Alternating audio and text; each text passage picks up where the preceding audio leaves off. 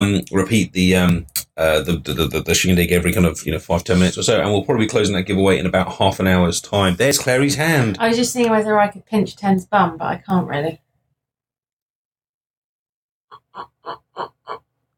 You could tickle the gimp under the chin. Can I?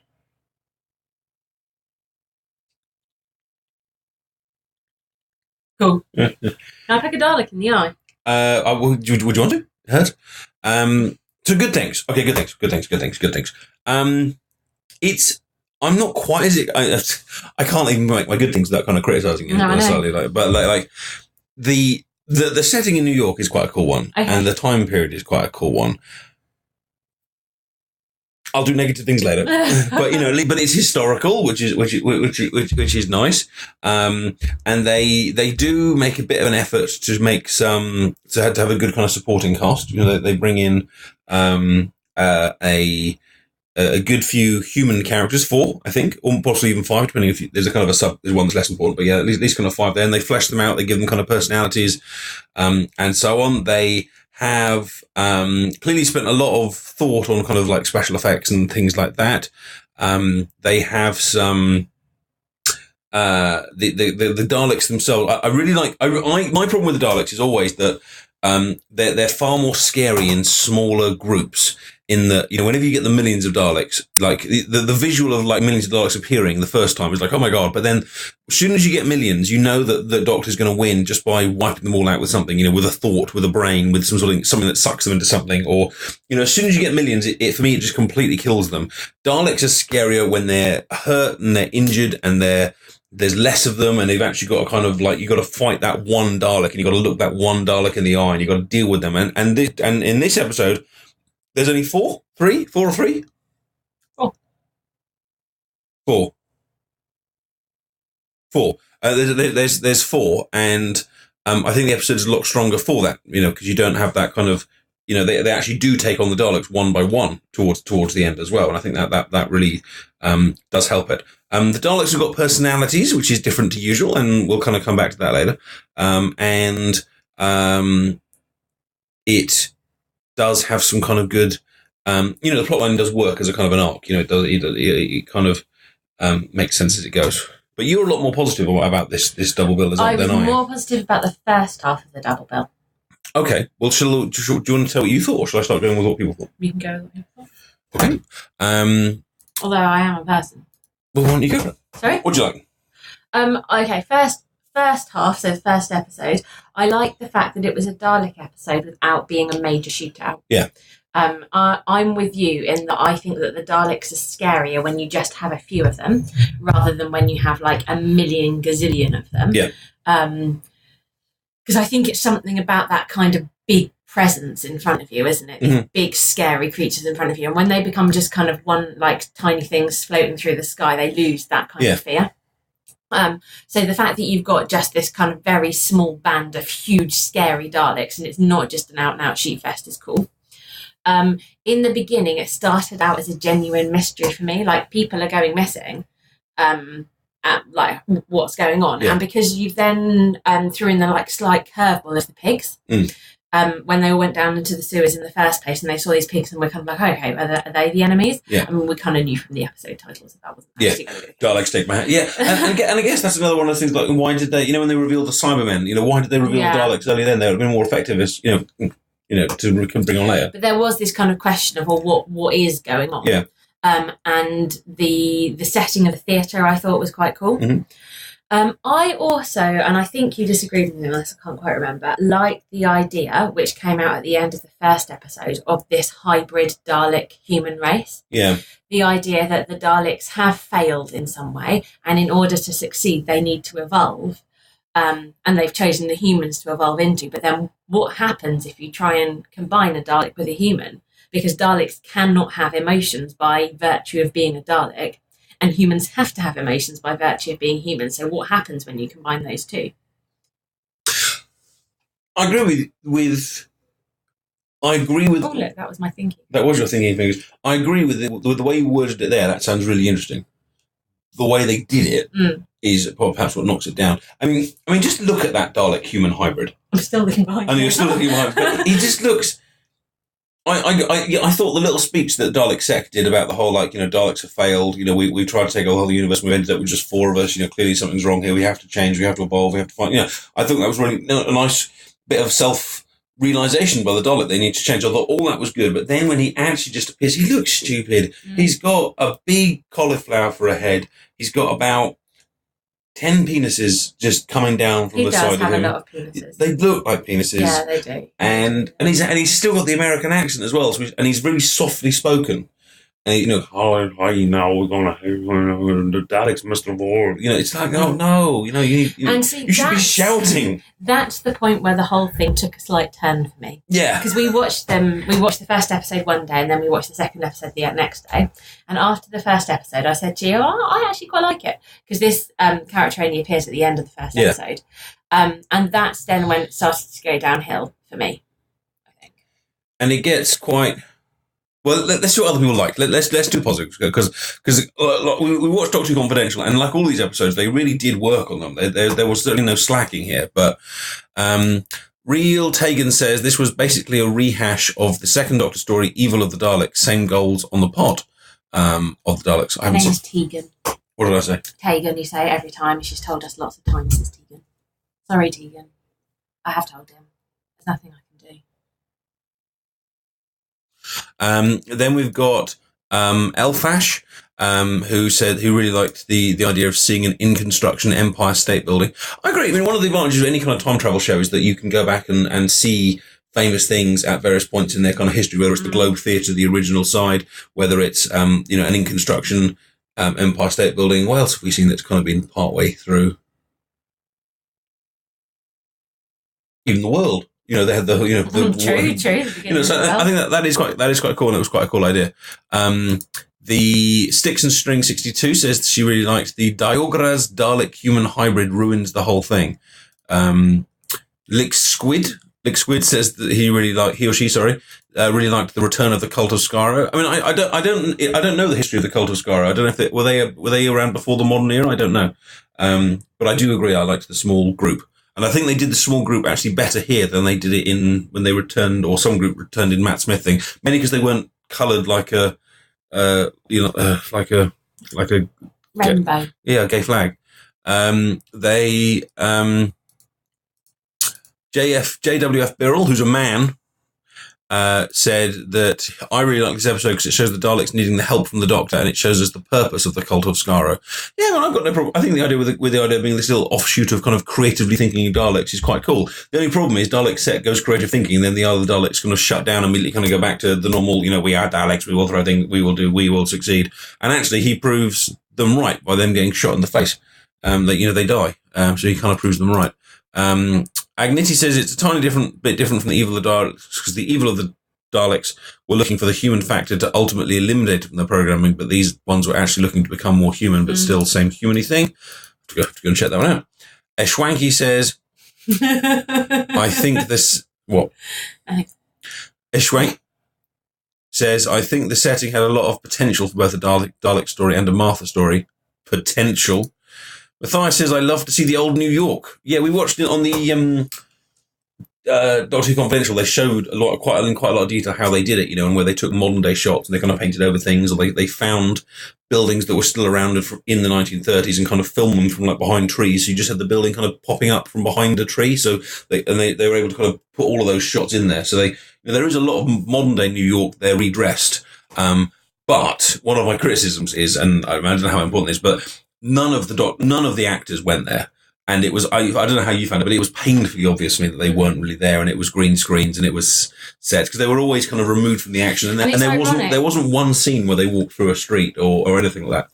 It's ironic because the one of the things that Doctor Who Confidential were most proud of were how that they had kind of combined the two and how it looked like you were there. Yeah. And you and I both kind of looked at each other and went, no, it was clearly a green screen. We know what a green screen looks like. Yeah, exactly. I'm not really in front of these guys. And if David Tennant's arse really was there, then I would be looking in completely the other direction. You do keep looking behind. You do keep getting quite excited about looking behind. But yeah, it's just... I just say I don't actually find David Tennant very, very attractive. Well, I think you're probably in the manner I find him quite attractive. Yeah, I know. Not quite as attractive as you find Captain Jack. Captain Jack is a gorgeous human being. He Yeah, I thought it was quite painful that they weren't there. I mean, I appreciate that it was now made coming up on 10 years ago. Actually, it isn't that. It coming up on 10 years ago, and that's fine. So standards have changed, but nevertheless, there were scenes where they kind of looked out from the Empire State Building from the top, and it was just like, no, you're looking out over a green screen. There was, and the Hoover Town worked well, or Hooverville, sorry, but it was, it didn't look like it was in America. Jen Devine says, I like the episodes actually. Okay, some details are a bit cheesy, like the pig slaves. The funniest moment was when the pig slaves were hunting in Hooverville and peeked out from behind the trees as it reminded me from Don't Starve. Me no words say, for me, the most compelling part was watching the henchmen Daleks question their leaders' devotion to their ideals. I agree the debate was interesting, and I agree that the idea is interesting. It's one of those things, you saw it coming a mile off. As soon as a Dalek starts to question and kind of not become good, but go away from the ideals, you're like, yeah, the other Daleks are going to kill him. And it goes there every time. Henmar said it made him want to watch Bacon. Okay. I want Bacon, and Bree said it's his bid. Bree said, I like the idea that the Daleks thought they needed to go on with the humans too. And Andrew Garfield, the actor from The Amazing Spider-Man, I thought I knew him. That was the guy, the guy I said, I think I know that guy. He's in Spider-Man. Right. So, the bad. Bad or the ugly? Let's go for the bad. Okay. I'm clearing the list. Tell me what you didn't like about. What did you not like, Addy? And everybody get ready, because this could go on for some time. Okay. So it's set in New York. Nice historical episode, I guess. But, oh my God, those New York accents. Oh, dear God. Oh, my goodness. Oh, my God. Gee, sugar, what we doing? Oh, no, whoa, oh, God. Why we don't you New York stuff? Oh, man. It is one of my big bugbears that they don't use American actors to do that. And it's the same the other way around when they have a English character and they cast an American actor. Yeah. And it's like, we can all hear the difference. Yeah. I mean, there are a few very lucky people that can do accents. There's like 2 people in the world. Yeah, but the vast majority can't. Even if you're a really good actor. And oh my God. David Tennant can do an English accent brilliantly. Yes, he's Scottish. He's Scottish, and I didn't know that he was Scottish until about halfway through watching him as the Doctor. Yeah. And then when I heard him with the Scottish accent, I was like, whoa, because his English accent is genuinely convincing. So it can be done. However, his American accent is rubbish. However, they didn't do it in this, and it was the lady that was the singer. Hers was just way over the top. Just no one ever spoke like that. No one speaks like that. It's just irritating. And then the leader of the Solomon. What's his name? Solomon. Is that Rick Griffin? Yeah. His was actually way under. So half of the sentence was in a lovely English accent. But not even just an English accent, but a proper Shakespearean English accent. We have got to come together, and then we have got to fight these things. And so, no. We used to watch a program called Holby City. It's a hospital program, and that actor that played Solomon is in it. And he plays exactly the same character. He's one of those guys that just plays the same character in everything he's in. And he didn't change it even a little bit, including the voice. To the extent that his character name is Rick Griffin in Holby City. But every time I saw him, I was like, oh, look, it's Rick Griffin. Yeah. And when I now refer to him, I'm like, oh, do you mean Rick Griffin? Yeah, what's Rick doing in... and they didn't change him at all. And also, the clumsy writing, like his name's Solomon, and his personality is that he's really wise. I mean, it's just so lazy, it's just kind of, it's so clumsy. And then right at the beginning, the first time we see him, there's an argument between 2 people and they're fighting over something, and he splits the bread in half and puts it away. I mean, that's all based around the whole Bible story. You must split down a baby over there. And it's just like, it's lazy writing. It's not clever writing. It's not like a clever reference to, it's just kind of going, look, there it is. And that was bad. And the accents, the song thing was quite cool. The theatre setting was quite cool. I've got no problem with that at all. I've got no problem with Doctor Who having little kind of interludes to do things like that. That's no issue. But the pigs are bloody stupid. The pigs were stupid. I mean, what was your issue with the pigs? Why would the Daleks want a load of humans to turn into pigs? Be their slaves. But then give them as human and have them as slaves. Yeah, I suppose they could have had them as humans. I just thought they were just a bit ridiculous. I mean, I know that Doctor Who goes towards the ridiculous sometimes, but and that's fine. But the pig things, they weren't scary. They were just kind of more like stupid. They were just stupid. And then what else do we have that was terrible? Dalek Sec as the human, he just upsets me so much. He's so weedy, he's so whiny, he's so pathetic. He ends up chained up like this, for goodness sake. There's the Martha doesn't really have anything to do for 2 hours. She just kind of wanders around, and then they put a pole across the room as if that would conduct lightning to a lift. Now I was thinking, would that conduct lightning to a lift? No, it's ridiculous. But it's a metal pole. Balanced on a bunch of chairs. I mean, it's not. I mean, it's metal chairs. I like the bit where they were like, nobody touched the floor. Or was it everyone touched the floor? And I was a bit like, you're in a huge conductor of electricity. I'm not sure that's going to make a difference. Makes me so sad. And it goes, and it's long, and it's drawn out. And so you didn't really like it then? And if you're trying to think what happened in the episode, you kind of go, what happened? So they arrived in New York, and there were some pigs, and some people went missing, and then they found out it was the Daleks, and then the Daleks tried to put something on top of a tower, and then the Daleks became human, and then the Daleks shot each other. And it's like, I could put that in the back of an envelope, and they drew it out for 2 hours. And then we watched on Confidential, they had the author, who I'm sure is a lovely lady, and I'm sure she has a great personality. And she was talking bullshit on the Confidential. And it's like, well, if you're talking bullshit on Confidential and just blatantly lying, that's why your story's full of bullshit. She was like, oh, well, we were going to set it in New York, and we weren't really sure, which kind of building we were going to use as our kind of like our big famous monument. And it's like, no, you're going to use the Empire State Building. And then she was like, well, and then we saw the Empire State Building, and we were like, yeah, it has to be that one. It's the biggest and the oldest. Like, there was no decision-making process. You are just selling a crack of bullshit to me. And I didn't buy it, and it upset me. And Do you feel better for getting this out of your system? I just wonder if there's been a bit grumpy for the last 3 days. If there's a point in which they go, you're making something, and they just go, you know what, this is shite. And they don't kind of go, well, let's change it then. Should we find out what some other people thought? It's just our viewers have dropped down to 4 after that rant. Have they? 4? 101. Good rant. Yeah, that's me. Wow, you're biting your thumb. Yeah. I could say nothing. Yeah, I could say absolutely nothing. And I could just say, evolution of the Daleks, point at the picture which is currently behind me, and everyone would know it was shit. Because there's a man with 10 penises attached to his head, chained to a Dalek, while the Doctor stands in front of them in a theatre. The Daleks are on the stage. And then, kill the Doctor. Why? Because I told you to. Why? It's like, oh. What upset you about it? Was there anything you didn't like? I think you probably covered it all. Okay. Blue Madame says, the whitewashing of the racial tensions of the period was the worst part of this. I didn't even notice that, Jess. But I guess there would have been racial tensions at that time. I think there's racial tensions every time. True. Didn't think about it. I'm not going to think about it too hard because it might upset me. Elfest, dodgy American accents. Yes.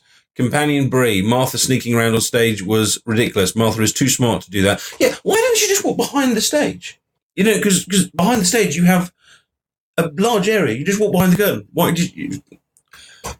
And obviously we saw there's a background on the stage. Indeed, this is very upsetting and too much slapstick for me. Yeah, she ends up falling on the floor with loads of the... Amy Skarma says, Tallulah. Yeah. The actress on Confidential actually seemed quite nice and had a perfectly normal voice and wasn't actually irritating. And it's just, I actually quite like that character. You felt that she was pointless. She didn't. If you took her out of the plot, nothing changes. And I think if you've got a character that you take out the plot, nothing changes. Then you have to question Martha. What? Well, Martha didn't need to be in that plot. No, I mean that's the other thing. There were so many characters that didn't need to be there. Even Solomon was filler. Mm. I mean, the plotline only really got going once the... I think that they writer referred to them as texture. Texture. The rough with the smooth. Real Tegan. Well done. Didn't like... Although Tegan actually said she doesn't mind, so call her whatever you like. The real Tegan says she didn't like the hybrid Dalek, the pig slaves, the accuracy, the accents, the inaccuracy, the inaccenty. The lame idea of the Daleks' involvement in the Empire State Building and the general silliness. I had a question about the thing they attached to the roof, yeah?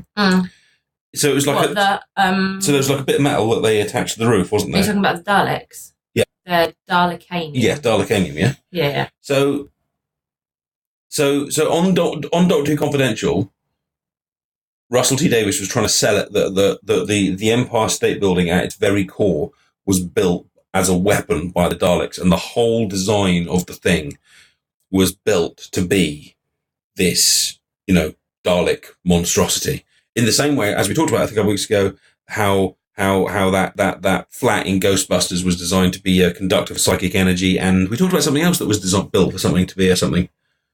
I can't remember. But in this one, it was just the Empire State Building with a bit of metal slapped on top. And in fact, it was slapped on top during the episode, wasn't it? Because actually they came up and said, we want to add these little bits of metal. So it wasn't really like the core of it. It was just a little bit. And it was just a few, come on, Dalekanium, and it's a bit of gold metal with some balls on. I mean, some designer's gone, we need to have some metal that looks a bit Dalek-y. What would make it look Dalek-y? How about sticking some eye stalks on it? No, wait, that's ridiculous. Those little balls that are on them, though, let's stick those little balls on the metal. Metal doesn't need balls to be a certain type of metal. And what was the metal attached to? Like, how did the metal, which was struck by lightning, have any connection to what was going on underneath? There was no wires, there was no cable, there was nothing that, because if there was a cable, Doctor could just cut the cable. It was just a bit of metal stuck to it, and it was hit by lightning. It was Dalekanium with balls. Would you want to see Adianium? It's quite fat metal. It's ridiculous. Bunnyanium. It's got little ears on top. I want Clarianium. What would Clarianium look like? Awesome. But did you see how stupid that is? Metal doesn't look like something. You can make anything out of metal. Oh, so silly. So silly. Doctor Who killing American accents isn't a new thing. Glances at the gunfighters. I don't know what the gunfighters were. No. But I'll take your word for it. Firebolt Vista says, I love Anthony Hurd, but I totally don't like his fake American accent in Dominion. Who's Anthony Hurd? Oh, no idea. I don't know how you heard it. You've missed JW. Oh, JF Birrell says, I don't have too much criticism with this episode, but I didn't like the Pigmen story at all, especially Laszlo. What's about Laszlo? Sorry? What do you think of that Laszlo and type plotline? I thought it was... I actually quite liked it because of the fact that it gave a kind of a personal storyline to the pig people. If it had just been a race of pig people, you kind of need somebody who you get to know and who you connect with in order to care that people have been turned into humans. And I suppose they kind of had to go halfway with him in order for us to be able to get to know him. Yeah. But then I still quite liked Tallulah for that reason, because I thought that it gave that kind of personal touch to it, whereas you thought that Tallulah was completely useless. I didn't mind the Laszlo plotline. The bit that kind of irritates me is like he blatantly hasn't fully changed. He's still got his normal hair and his normal eyes. He hasn't fully changed. That's the point. But then he walked around all the other pigmen and the Daleks. Oh, I see. And they didn't notice. And they didn't notice. And they didn't come go, there's something kind of different. Oink, oink. But I didn't mind the Laszlo thing. That's Izzy Bear. There's an Izzy Bear. Henmore says Yep. Henmore says the Doctor Who matter made analyzer from things in the theatre and thinks he's MacGyver. The Doctor is a little bit of like a futuristic MacGyver though. And he's always making things from things. I mean, I think in fact he doesn't need like 3D glasses to see the future, and that detector he made is made out of an old radio. I think he is basically MacGyver from the future. Ashwanky says, I'm tired of the SF trope that says that you can change the DNA of an adult organism and have a new creature. No, that would just make it sick. Fair point. Fair point. You can't, You can only change DNA at an embryonic stage. Agrajag says, I cannot think of a single good thing about it. I didn't even get all the way through the episode. Right, let's bring on Dashi. And then we'll have a nice little discussion with him. Maybe he liked it. Maybe he